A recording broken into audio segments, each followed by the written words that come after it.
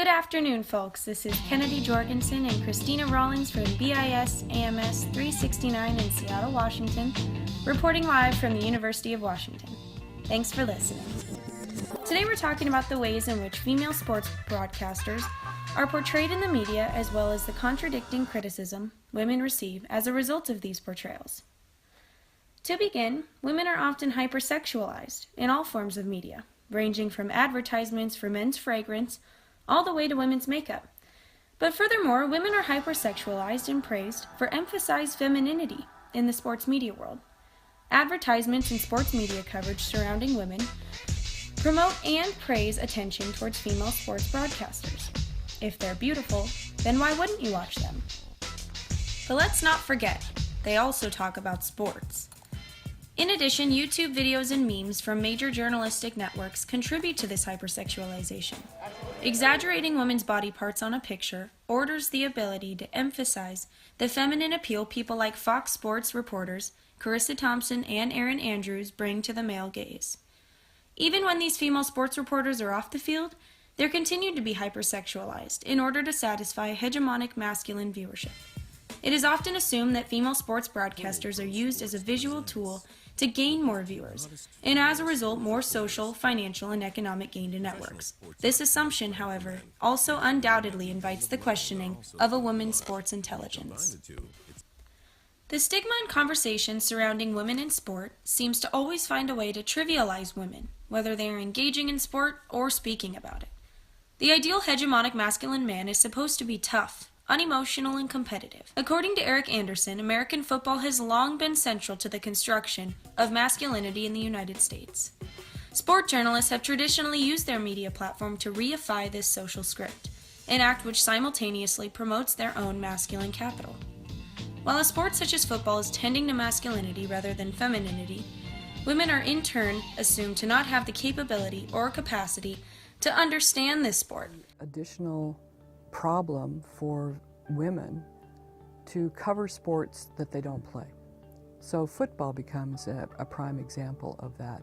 What could women possibly know about football if they haven't played?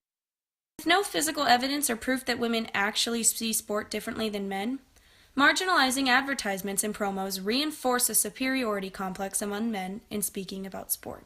The prominent struggle for fair treatment in the workplace, as well as obstacles faced as an aspiring female sportscaster trying to get a job in a male-dominated workplace, may be attributed to these things. Our audience will not accept a woman. I just can't. I'll hire a woman over my dead body. My sports director doesn't want a woman working here. I mean, those are the kinds of things I heard for years.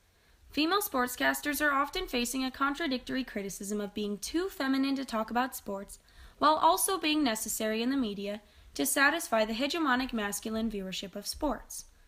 I was just sick of being blonde and I wanted to rid myself of the Barbie thing. So I showed up on the sidelines and Deadspin writes this article that I'm on a suicidal path to Frumpyville. Men in the sports media industry play down the knowledge of women, while also praising them with attention for their looks. However, a bigger problem arises when the two are so intertwined that the situation becomes backwards. Men in the sports media industry, along with athletes, have also found ways to degrade and diminish women through sexual harassment in relation to their figure.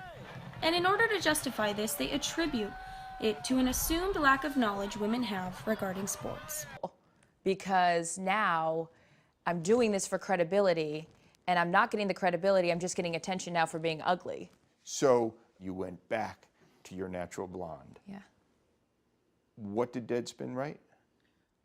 Charissa Thompson returns to Bonerville. Lovely. The male sports industry is deemed as the more equipped, governed, and respectable in comparison to the female sports industry. The viewership of sports media is assumed to be predominantly male, and this assumption promotes that women have to systematically satisfy that viewership need through both being attractive and unknowledgeable. As a result of women being hypersexualized in a predominantly male industry, alongside the trivialization of women's sports intelligence, the role of a women's sports reporter has evolved viewership contradictions over time. That's enough for today, folks. This is Kennedy Jorgensen and Christina Rollins from BIS AMS 369 in Seattle, Washington. From the University of Washington to you, we are signing off.